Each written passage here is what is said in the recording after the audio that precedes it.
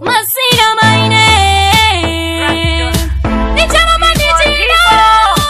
chichakana toto kunapiwa kwa shai mizwa iko maratia mia badadan wena nilipo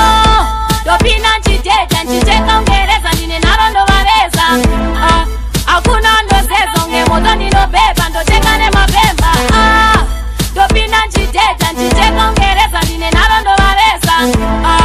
hakuna ndozeza ungemoto ninobeba ndotekane mapemba vachipaparika nenge ndichiona dzungura vakuno ndopisa nemoto vakada kuita bokoto ndivatimani mapoto kuchera muchoto andare mumukoto ndoteka ungengoto kutaura chitototo vari chitototo vachirara mumukoto kuchaiswa mapoto zvingoto zvigotokoto zvisendo zvisiya kwamenaro iripo dopina nchiteka nchiteka ungereza ndine narondo vareza hakuna ndozezo ngemoto ninobeba ndoteka nemapemba dopina nchiteka nchiteka ungereza ndine narondo vareza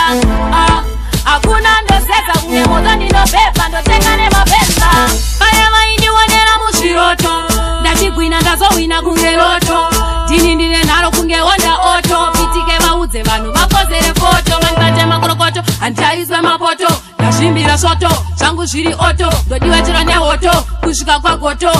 zvitototo vanenge matototo iripo dopina nchiteka nchiteka ungereza ndine narondo vareza hakuna ndozezo ngemoto ninobeba ndoteka nemapemba dopina nchiteka nchiteka ungereza ndine narondo vareza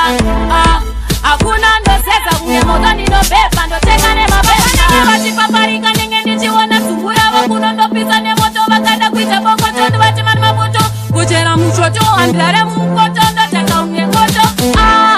kutaura chitototo vari chitototo vachirara mumukoto kuchaiswa mapoto zvingoto zvigotokoto zvisendo zvisiya kwamenaro iripo dopina nchiteka nchiteka ungereza ndine narondo vareza hakuna ndozezo ngemoto ninobeba ndoteka nemapemba dopina nchiteka nchiteka ungereza ndine narondo vareza hakuna ndozeza ngemoto ninobeba ndoteka nemapemba vaya vaindionera muzviroto ndachigwina ndazowina kunge loto ndini ndine nharo kunge onda oto pitike vaudze vanhu vakozere foto vandibate makorokoto handichaiswe mapoto ndazvimbira svoto zvangu zviri oto ndodiwetera nehoto kusvika kwagoto zvitototo vanenge matototo dopina nchiteka nchiteka